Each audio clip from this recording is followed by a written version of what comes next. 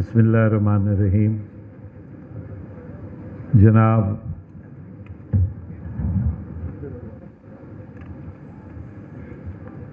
مظہر عباس صاحب، اسٹیج پہ بیٹھے ہوئے مقررین حضرات، خواتین و حضرات، سب سے پہلے تو میں مظہر کا نہایت شکر گزار ہوں کہ انہوں نے مجھے اس قابل سمجھا کہ آج کی ان کی اس تقریب میں میں ان کے ساتھ شرکت کروں. اس سے پہلے کہ میں مختصر طور پہ اپنے خیالات کا اظہار کروں، کیونکہ مجھ سے پہلے نہایت ہی ڈیٹیل کے اندر بہت اچھی تقاریر ہوئیں، اور میں نہیں سمجھتا کہ کچھ زیادہ گنجائش اس بات کی ہے کہ ان کو مزید وسعت دی جائے. لیکن سب سے پہلے میں مظہر کو، جن کے ساتھ میرا ایک بڑا پرانا اور گہرا تعلق ہے، مبارکباد دینا چاہتا ہوں کہ وہ آج کتاب کی ان کی رونمائی ہو رہی ہے. میں یہ بھی سمجھتا ہوں کہ گو کہ مظہر کی جو کتاب ہے وہ ان کے مختلف آرٹیکلز جو چھپ چکے ہیں اور ایک جو نہیں چھپا، اس کا مجموعہ ہے. لیکن اس مجموعے کو میں ایک نوجوان نسل کے لیے ایک ہسٹری بک بھی سمجھتا ہوں، کیونکہ بدقسمتی سے پاکستان کی ریاست نے ایک سوچے سمجھے منصوبے کے تحت پاکستان کی سیاسی تاریخ کو اور پاکستان کی عمومی تاریخ کو مسخ کیا ہے. اور آج جو نصاب یونیورسٹیز اور کالجز اور اسکولوں میں پڑھایا جا رہا ہے، اس میں تاریخ یقینی طور پہ وہ نہیں جو حقیقت میں ہے. نوجوان نسل اگر سیاسی تاریخ کا جائزہ لینا چاہتی ہے تو یقینی طور پہ مظہر کی یہ کتاب ایک سنگ میل کی حیثیت رکھتی ہے. گفتگو بہت ہوئی اور بڑی تفصیل کے ساتھ گفتگو ہوئی، لیکن میں اس بات کا احساس ہے مجھے کہ آپ بڑی دیر سے یہاں پہ تشریف فرما ہیں. لہذا میری کوشش یہ ہے کہ چند اشاروں میں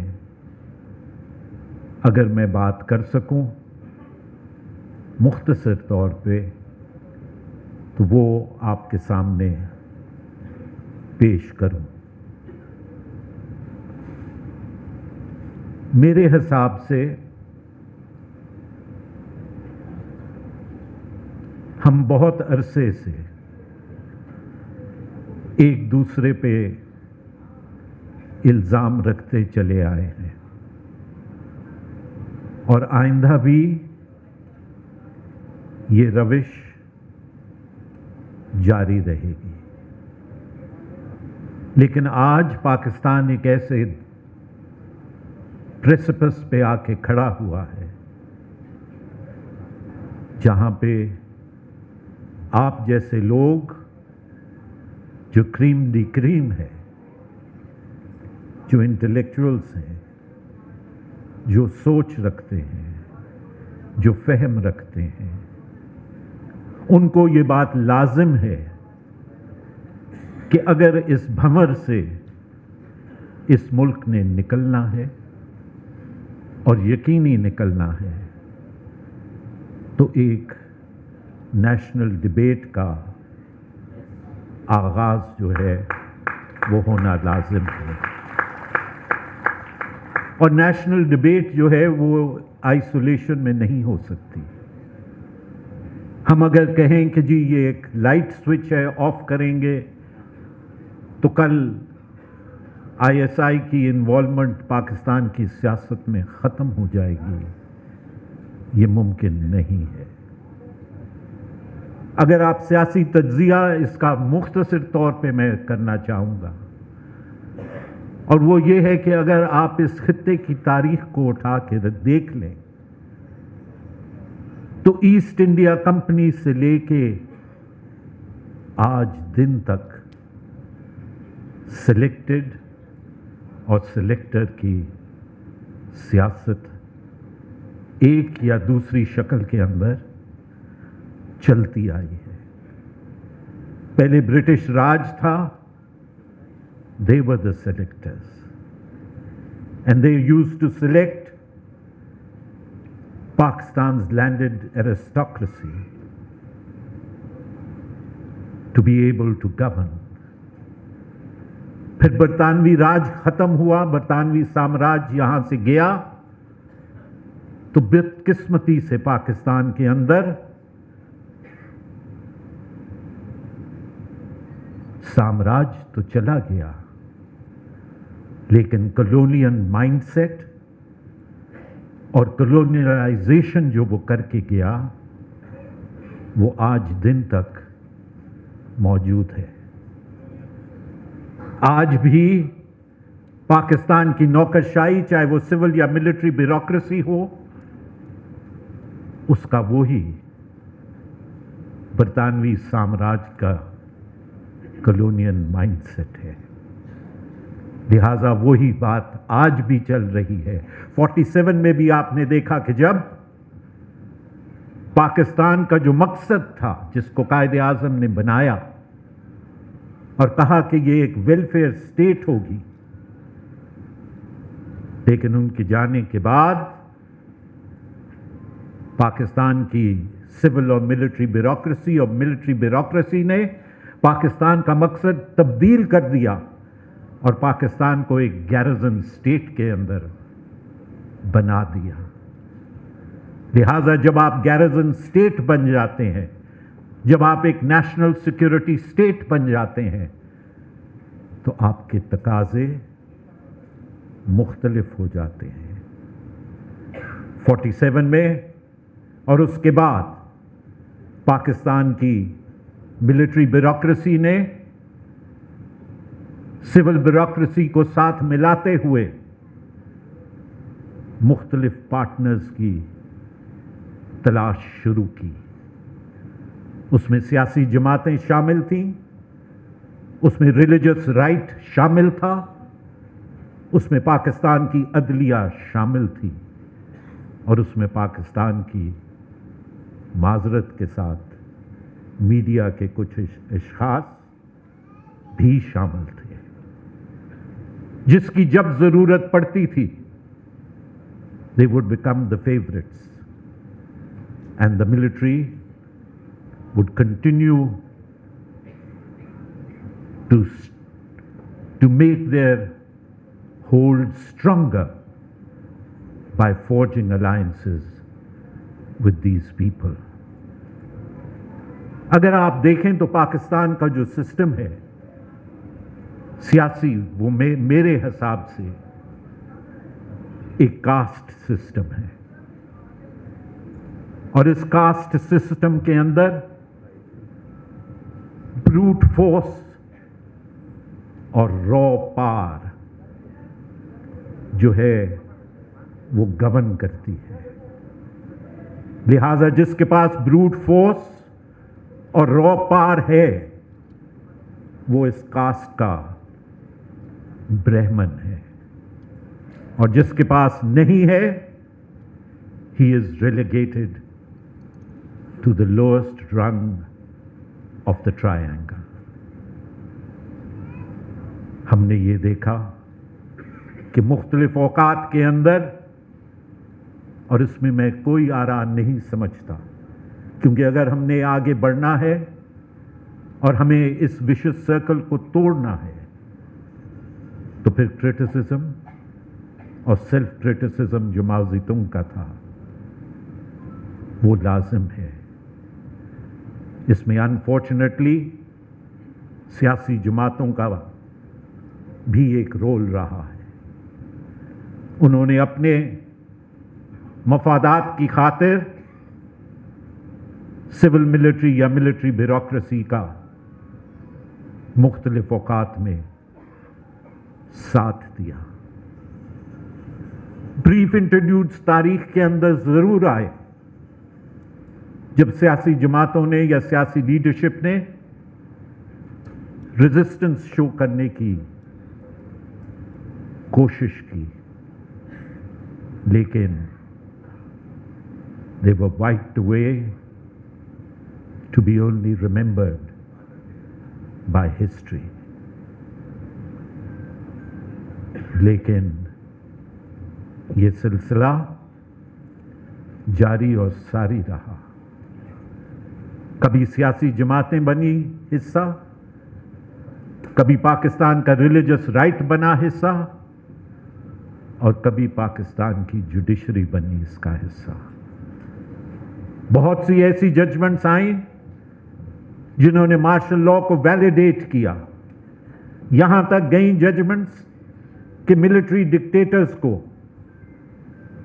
آئین کو امینڈ کرنے کی بھی پاور دے دی گئی.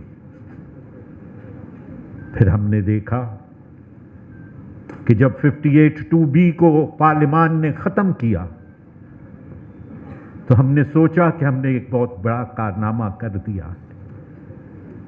اور غالباً اس کے ذریعے سے اب ایک نئی تاریخ عوام کی حکمرانی کی, پارلیمان کی اسٹیبلٹی کی سامنے آئے گی. لیکن ہم نے دیکھا کہ 58(2)B کو پاکستان کی جوڈیشری نے ریپلیس کر دیا, اور جس طرح 58(2)B استعمال ہوا کرتا تھا الیکٹڈ گورنمنٹس کو ہٹانے کے لیے, اس طرح جوڈیشری استعمال ہونے لگی الیکٹڈ گورنمنٹس اور پرائم منسٹرز کو ہٹانے کے لیے. میں نے آپ سے ابتدا میں یہ کہا تھا کہ میں کوشش کروں گا کہ مختصر رکھوں. اس بیک گراؤنڈ کو مد نظر رکھتے ہوئے میں یہ سمجھتا ہوں کہ جہاں پہ ان تمام چیزوں کو حل کرنے کا راستہ ایک نیشنل ڈائیلاگ ہے, اور یہ بہت کہا جاتا ہے کہ جی نیشنل ڈائیلاگ اگر ہوگا تو اس کو انیشیٹ کون کرے گا. نیشنل ڈائیلاگ کو انیشیٹ کرنے کے لیے پاکستان کی پارلیمان اور بالخصوص پاکستان کی سینٹ موجود ہے. سینٹ جو ہے وہ ہاؤس آف دا فیڈریشن ہے, چاروں صوبوں کی اس میں ایکول ریپرزنٹیشن ہے, اور سینٹ کے اندر ایک نئی جو دوسری سینٹس یا دوسری پارلیمان کے اندر چیز موجود ہے وہ کمیٹی آف دا ہول ہے.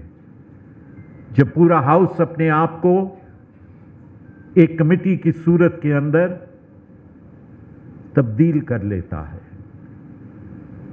اور پھر کسی کو بھی اس کمیٹی میں मद्दू किया जा सकता है। तमाम स्टेक होल्डर्स को मैं समझता हूं कि इस कमेटी ऑफ द होल में बुला के और डायलॉग का आगाज होना चाहिए। और ये मैं बात हवा में नहीं कर रहा।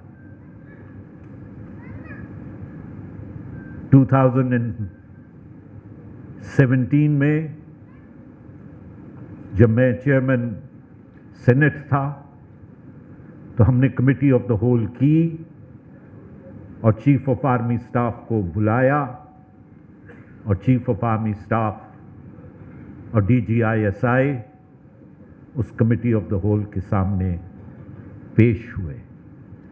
इसी तरह हमने चीफ जस्टिस ऑफ पाकिस्तान, उस वक्त जमाली साहब थे, उनसे रिक्वेस्ट की कि वो भी तशरीफ लाएं इन अ सेपरेट मीटिंग। वो भी आए और उन्होंने भी गुफ्तगू की। सो I am not talking in the air और of the cough. This is something which has been experimented with and it has taken place. लेकिन सिर्फ डायलॉग इसका रास्ता नहीं है। डायलॉग के अलावा माइंडसेट, सबसे बड़ी चीज जो है वो माइंडसेट की तब्दीली है। जब तक माइंडसेट की तब्दीली तमाम स्टेक होल्डर्स के अंदर नहीं आएगी, उस वक्त तक ये मुमकिन नहीं है। और माइंडसेट की तब्दीली कौन लाएगा? माइंडसेट की तब्दीली आप लाएंगे। पाकिस्तान की सिविल सोसाइटी लेके आएगी, पाकिस्तान के इंटेलेक्चुअल्स लेके आएंगे। वो प्रेशर बिल्ड करेंगे कि माजी में जो हुआ सो हुआ, लेकिन अब हक के हुक्मरानी पाकिस्तान के अवाम का है। शुक्रिया।